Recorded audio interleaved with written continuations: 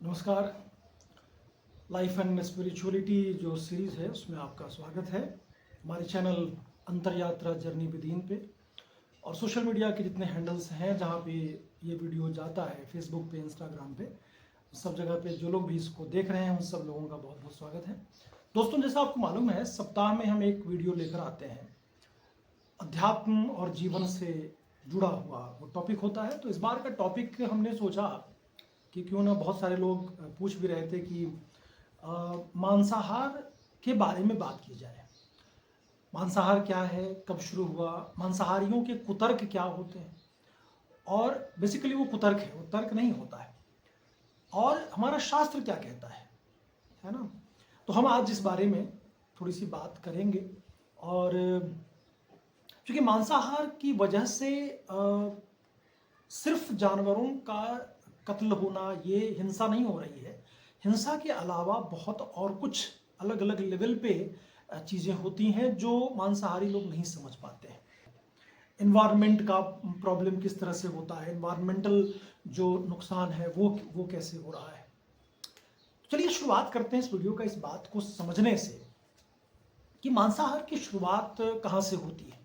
अगर आप इतिहास में जाएंगे तो अगर हम ह्यूमन एवोल्यूशन की तरफ जाएं तो आप देखेंगे कि जब इस पूरे ब्रह्मांड में जब जीवन की शुरुआत हुई तो जैसा कि आप जानते हैं, जंगल थे, और जंगल से पहले एक कोशिकीय, फिर वो एक कोशिकीय से फिर वो मल्टी सेलुलर, इस तरह से करके बढ़ता गया, और फिर हम ह्यूमंस का विकास वहाँ से होता है। ये एवोल्यूशन थ्योरी कहती है, साइंस विज्ञान हमारा कहता है। शास्त्रों में भी कहीं ना कहीं इसी बात का जिक्र है कि हम इंसान कैसे आए। जो लोग ये नहीं भी मानते हैं कि हम लंगूर से आए, हमारे एंसेस्टर्स बंदर थे, नहीं मानना है तो मत मानिए, कोई दिक्कत नहीं है। लेकिन एवोल्यूशन थ्योरी को अगर आप समझने की कोशिश करें उसको, क्योंकि वो शास्त्रगत भी है और विज्ञान भी यही कहता है, तो उस चीज़ को मानना ही चाहिए, क्योंकि वो तार्किक है और उसके सबूत हैं हमारे पास। तो जब हम विकास के क्रम में थे तो जानवरों की तरह ही लगभग थे हम, मतलब हमारा जो बिहेवियर था इंसान का वो जानवरों की तरह था। तो जानवर भी मांस खाते थे, कच्चा मांस खाते थे, जानवरों को मार के खाते थे, फल फूल खा लेते थे। और सेम हमारा भी था, क्योंकि हम भी जंगल में रहते थे, हमारा अपना कोई घर नहीं होता था, तो हम भी फल फूल खा लिए और जानवरों को मार के खा लिए। फिर आपने सुना होगा कि कभी एक बार जंगल में आग लगी और कुछ जानवर जल गए, तो वो जले हुए जानवरों के मांस को जब खाया तो बड़ा टेस्टी लगा। तो फिर वहाँ से उन्होंने आग का आविष्कार हो गया और चीज़ों को पका के खाने लगे। तो अब ये जो हम बता रहे हैं आपको, ये बात आज की बात नहीं है, इसमें मिलियंस ऑफ ईयर्स लगे हैं, ये बहुत पुरानी बात है। ठीक है, एक तो ये पिछली बात हो गई। अब बहुत लोग कहते हैं कि मांसाहार को शास्त्र से जोड़ देते हैं, ये कुतर्क है मांसाहारियों के। आप इसको समझिए कि इसको शास्त्र, कि हमारे शास्त्र में लिखा हुआ है। मुस्लिम लोग भी कहते हैं कि हमारे कुरान में है, हिंदू लोग कहते हैं कि हमारे शास्त्रों में कहीं ना कहीं वर्णित है। जिनको नॉलेज नहीं है, बेसिकली ये वही लोग हैं जिनको शास्त्र का बिल्कुल नॉलेज नहीं है, उन्होंने पढ़ी भी नहीं है, और वो सिर्फ कुतर्क करना जानते हैं, कहीं से सुनी सुनाई बात। और इस तरह का भ्रम फैलाने में जो सो कॉल्ड धार्मिक गुरु हैं, उनका भी बहुत बड़ा हाथ है, बहुत बड़ा हाथ है। मैं किसी का नाम नहीं लूँगा, दोनों ही धर्म कह लें, या क्रिश्चियनिटी से लेके हर जगह, किसी भी मजहब में, किसी भी संप्रदाय में, हर जगह ये है। तो उनका बहुत बड़ा योगदान है कि जो बेचारे कम पढ़े लिखे लोग हैं या जो आम लोग हैं, उनको समय नहीं है या उनको समझ नहीं आती है शास्त्र क्यों पढ़ें, वो तो अपने बेचारे रोजी रोटी में लगे होते हैं। तो जो उनको सो कॉल्ड गुरु हैं, जो अपने आप को गुरु समझते हैं, ज्ञानी कहते हैं, और उन्होंने अधूरा ज्ञान, गलत ज्ञान दे दिया, और हम मान लेते हैं कि हाँ नहीं हमारा गुरु सही बोल रहा होगा, वो गुरु है तो गलत कैसे बोलेगा। लेकिन ऐसा नहीं है। तो जो गुरुओं ने ऐसा कहा कि शास्त्र में है, भाई साहब, शास्त्र में मैंने जब डिग आउट करने की कोशिश की तो कहीं भी, किसी भी उपनिषद में, किसी भी वेद में, किसी भी पुराण में इस बात की कोई चर्चा नहीं है। हाँ, मंत्रों के गलत अर्थ निकाले गए हैं, जो ऋचाएँ हैं, जो मंत्र हैं, संहिताएं हैं, उनका गलत अर्थ निकाला गया, मीनिंग गलत निकाला गया, अर्थ का अनर्थ जिसको कहते हैं। और वहाँ से ये कहा गया कि अच्छा, इस तरह से बलि की प्रथा थी, यज्ञ में हवन में बलि दी जाती थी, बिल्कुल भी नहीं। ये इसको बोलते हैं मतलब संस्कृत का कोई अगर है उसमें श्लोक या ऋचा है तो उसको गलत उसका इंटरप्रिटेशन करना, ठीक है। जब आप उसका सही इंटरप्रिटेशन करेंगे तो ये सब बिल्कुल आपको समझ में आ जाएगा कि कहाँ से अनर्थ हुआ है। पंडितों ने भी उसको मान लिया, पंडितों ने भी लोगों को नहीं बताया कि भाई ये तो गलत है, ये सब मत करो, लेकिन वो भी बढ़ावा देते हैं कि बलि प्रथा और मांस खाने में कोई दिक्कत नहीं है, मछली खाने में कोई दिक्कत नहीं है। बहुत सारे लोगों ने, संप्रदायों ने इसको अपने अपने संप्रदाय से जोड़ दिया है कि हमारे संप्रदाय में ऐसा लिखा है, कहीं भी नहीं लिखा है। तो आप इस बात को बिल्कुल समझ लें कि आपके शास्त्र में, आपके कुरान में, आपके किसी भी मजहब की किताब में, सब संप्रदाय में, वो चाहे बुद्धिज़्म हो चाहे जैनिज़्म हो, कहीं भी मांस खाने की चर्चा नहीं है, ठीक है। अब ह्यूमन एवोल्यूशन की थ्योरी को समझते हुए जब हम आज के समय को देखते हैं तो आज इतना तो मालूम है आपको कि दुनिया का सबसे बुद्धिमान प्राणी, सबसे सशक्त प्राणी कौन है? इंसान है, हम ह्यूमन है ना। हम जो चाहे कर सकते हैं आज के डेट में, हम सबसे बलशाली हैं, हमारे पास खाने पीने के इतने सारे ऑप्शंस आ गए हैं कि हम जो चाहे खा सकते हैं, राइट।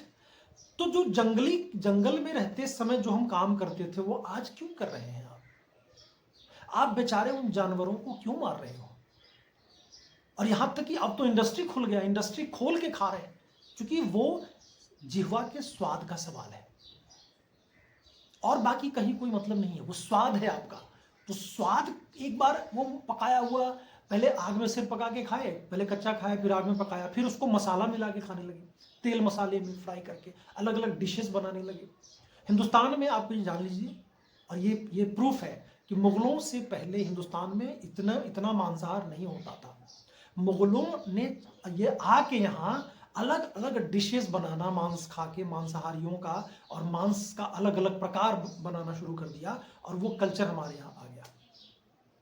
और फिर वो धीरे धीरे धीरे जैसे कहा कि मिक्स होता गया, जीन्स बदले, खान पान बदला, लोगों में बदलाव आया और हम मॉडर्न होते गए। सो कॉल मॉडर्न के चक्कर में आप ये समझ लो कि हमारा तो धर्म कहता है कि करुणा, दया, अहिंसा, फिर ये अहिंसा कहाँ गया? आप हिंसा कर रहे हो और बोल रहे हो हम अहिंसक हैं, हम अहिंसा के पुजारी हैं। आप अहिंसा के पुजारी कैसे हो सकते हैं? तो इस बात को दिमाग में रखिए कि आज हम बहुत विकसित हो चुके हैं, तो हमारा जो फर्ज है वो ये है कि दूसरे जो जीव हैं, जो जानवर हैं, जो पशु पक्षी हैं, उनकी रक्षा करना है, उनको बचाना है, उनके प्रति दया और करुणा का भाव रखना है। ये नहीं कि आज हम मॉडर्न हो गए तो मतलब मांस खाए हैं। मांस खाना मॉडर्न नहीं है, मांस खाना बुद्धिमत्ता नहीं है, मांस खाने से आप मॉडर्न नहीं हो जाते हैं, मांस खाने से आप बेवकूफ़ होते हैं, आप बेवकूफ़ लगते हैं। दूसरा है कि देखिए आज हम अनाज और फल उगा सकते हैं, तरह तरह के अनाज हैं।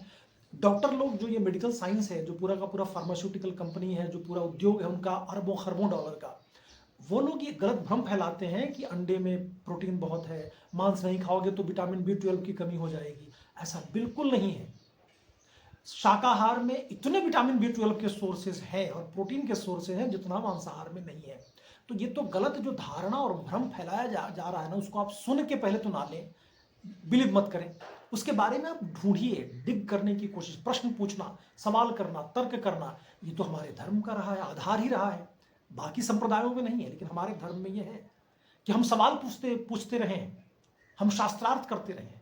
तो आप सवाल पूछिए इस बात पे कि भाई ये डॉक्टर से कहिए कि भाई आप क्या बकवास बात कर रहे हो। हमारे शाकाहार में प्रोटीन की अगर आप बात करें तो इतने सारे सोर्सेज है, मैं खुद खाता हूँ, बहुत सारे प्रोटीन के सोर्सेज है भाई साहब। आप दूध में ले लीजिए, आप पनीर खा लीजिए, है ना, आप सोया का जो पनीर आता है ना, वो आप खाइए, उसमें इतने भर के प्रोटीन है।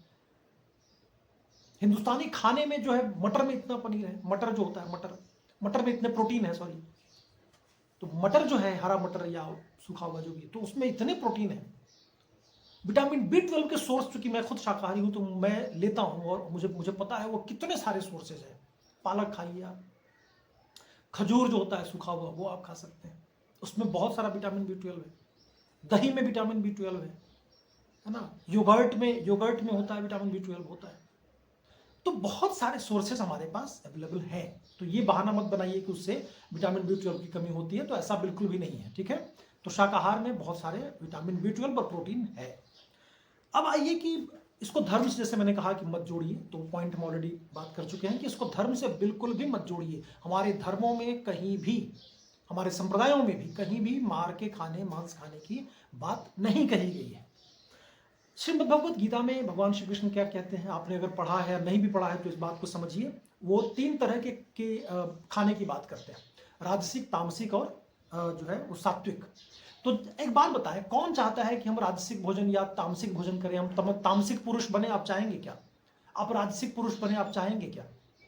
हर कोई सात्विक बनना चाहता है। हाँ, राजसिक पुरुष वो बनना चाहता है जो जैसे रिच खाना को राजसिक कहते हैं। तो आप, अगर आप उस तरह के उस लेवल पे हैं कि भाई राजा राजा वाली जिंदगी आप अगर जी रहे हैं या उस जीने के लिए मजबूर हैं, ऐसा नहीं कि बहुत सारे लोगों की चॉइस होती है, बहुत सारे लोग मजबूरी में राजा वाली जिंदगी जीते हैं। उनका एक खानदान ही हो सकता है, उनको दे दिया गया हो, मिल गया हो एंसेस्टर्स से, तो वो बेचारे ढो रहे होते हैं। तो अगर राजाओं वाला जिंदगी है तो फिर आप रिच खाना या फिर जो ड्राई फ्रूट्स है या फिर इस तरह का जो खाना है जो आप खा सकते हैं। लेकिन अगर आप एक ज्ञानी पुरुष हैं या आप पढ़ने लिखने की बात करते हैं या आप बुद्धि और ज्ञान की बात करते हैं, तो आप सात्विक ही बनना चाहेंगे ना। तो जब आप सात्विक बनना चाहेंगे तो सात्विक खाना ही खाना जरूरी है। सात्विक खाना क्या है? भगवान श्री कृष्ण बहुत क्लियर कहते हैं कि किसी उस वैसा खाना जिसमें हिंसा ना किया गया हो, वैसा खाना जिससे प्रकृति को नुकसान ना हो, वैसा खाना जिससे किसी आपके सिस्टम को वो अननेचुरल ना हो, मतलब उसको जबरदस्ती उगाया ना गया हो, बड़ा ना किया गया हो वैसा, तो वो सात्विक खाना होता है। जो जल्दी पच जाए वो भी सात्विक खाने की परिभाषा है। और ये सब जिसमें ना हो वो तामसिक भोजन है, वो राजसिक भोजन है।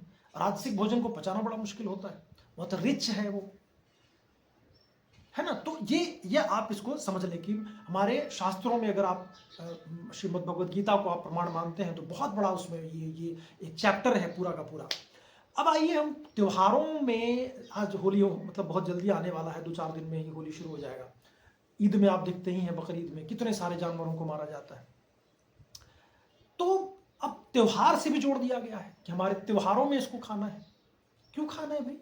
आप होली के अगर या ईद के जो ओरिजिनल फॉर्मेट पे जाएं, अगर आप जब इसकी शुरुआत हुई होगी तो क्या उस वक्त मांस खाते होंगे, मदिरा पीते होंगे, दारू पीते होंगे लोग?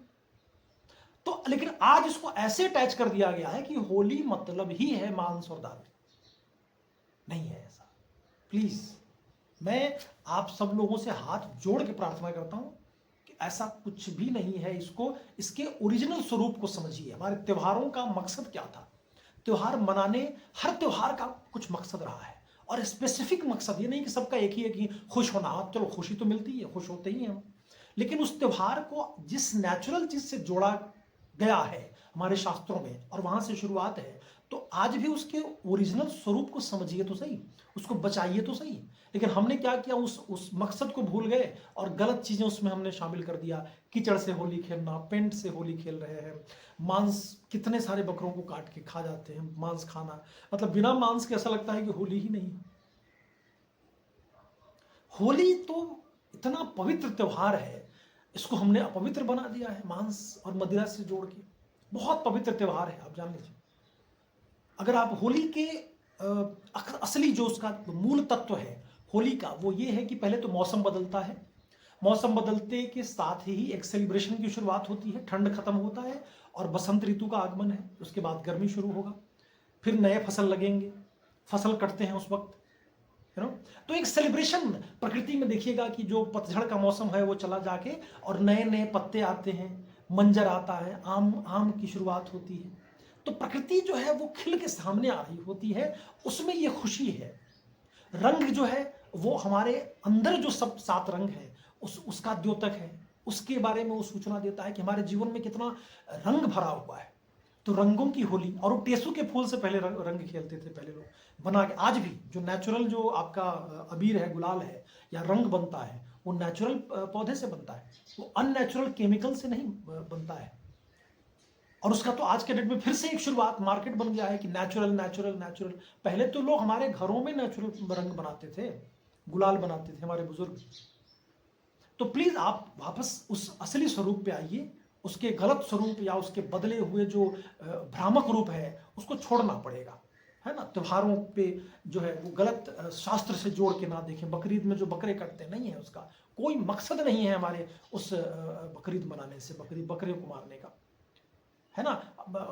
मतलब ये समझ लीजिए कि आप अपने अंदर की बुराई को खत्म करना है तो पता लगा और बुरा बन रहे हो आप, है ना। तो वो किसी चीज की बलि, मतलब आप अपने अंदर की बुराई की बलि दो ना। तो ये एक तो त्योहार से ये समझ में आ गया। अब आइए मांसाहार के नुकसान क्या क्या है। शारीरिक नुकसान, जो आपका स्वास्थ्य है उससे किस किस लेवल पे खराब होता है। मांस का जो डीएनए है, किसी भी जानवर का जो डीएनए होता है हमारे से बहुत, मतलब डिस्टेंस है उसका, बहुत दूरी है। ये बात समझिए साइंटिफिकली। और जिस भी चीज का डीएनए हमारे इंसान के डीएनए से बहुत डिस्टेंस से बहुत अपोजिट है, उस चीज को अगर आप खाएंगे तो उसको पचाना बड़ा मुश्किल होता है। वो बहुत ही, शरीर को बहुत ज़्यादा एनर्जी लगती है, ताकत लगता है। और उसी क्रम में शरीर में तरह तरह के चीज़ें होती हैं जो आप देखते नहीं हैं, लेकिन आपके शरीर में वो बदलाव शुरू कर देगा। जैसे आपकी आंतें हैं, अतड़ियाँ हैं, आपके अंदर जो जूस निकलता है पचाने वाला, वो कुछ अलग टाइप का जूस निकलना शुरू होगा, क्योंकि नॉर्मल जूस से वो पच नहीं रहा है। तो शरीर तो कोशिश करेगा ना कि आपने जो डाला है अंदर उसको कुछ किसी तरह से पचाया जाए। तो तरह तरह के वो अपना उपक्रम लगाता है शरीर, तरह तरह की कोशिश करेगा, और उससे शरीर में तरह तरह के व्याधियां और जो है विकार पैदा होता है। तो इस बात को समझने की कोशिश होनी चाहिए। जैसे आप अगर कोई फल खाते हैं, सब्जी खाते हैं, अनाज खाते हैं, है ना, ये सब के सब हमारे डीएनए, हमारे शरीर के डीएनए से उसका बहुत ज़्यादा मैचिंग, इसलिए तुरंत पच जाता है और आपको बड़ा हल्का महसूस होगा। आप खुद खा के देखिएगा, जब आप मांस खाते हैं, मछली खाते हैं, मुर्गी खाते हैं, है ना, जो भी चिकन पिकन जो भी आप खाते हो, आप खा के देखना आपका मूड कैसा उस दिन होगा। बड़ा भारी भारी सा महसूस होता है। मसाले, तेल, और वो फिर मांस को पचा रहा है, बॉडी इसमें कोशिश कर रहा है। बहुत ज़्यादा टफ है, इस बात को समझिए। साइंटिफिकली भी ये बहुत मुश्किल है। अब आइए कि इसको खाने से जो बॉडी का नुकसान, जैसे मैंने कहा कि शारीरिक नुकसान हुआ, प्रकृति को नुकसान है।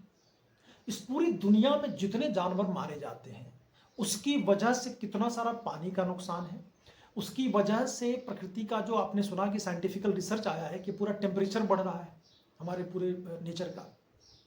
अब बताओ कितना बड़ा बदलाव है। प्रकृति कैसे अपने आप को मतलब बैलेंस बनाने की कोशिश कर रही है, और आप हैं कि मतलब किए जा रहे हो, मारे जा रहे हो मांस खाने के चक्कर में। बहुत सारा पानी वेस्ट होता है, बहुत ज़्यादा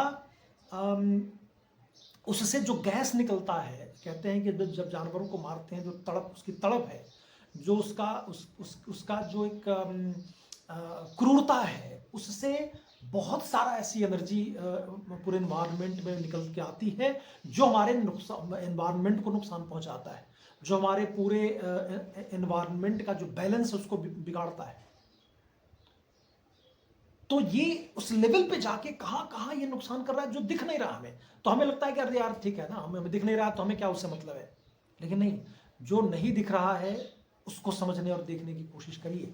जो दिख रहा है ये तो भ्रम है, और इस भ्रम को ही हम सच्चा मान लिए हुए हैं, बैठे हुए हैं। तो प्लीज आप जो भी, आज हम इस वीडियो को थोड़ा लंबा हो सकता है, लेकिन आप समझने की कोशिश करिए कि हम किस किस लेवल पे गलत काम कर रहे हैं, है ना।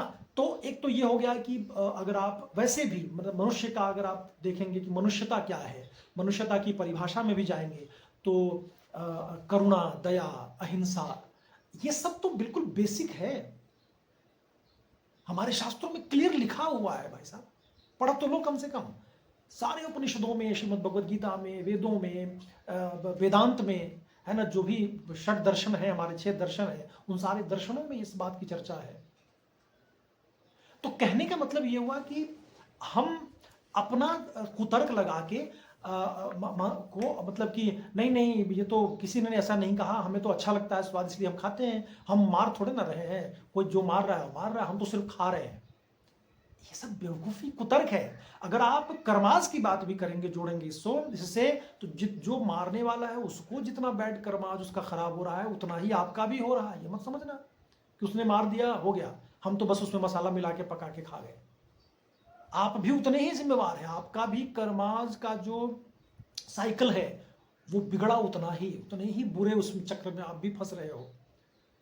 वो आपके नाम पे भी उतना ही जो हिसाब किताब हो गया। ये मत समझना कि वो तो मारने वाला ने मारा, हम थोड़े ना मारने गए, नहीं, ये कुतर्क है आपका।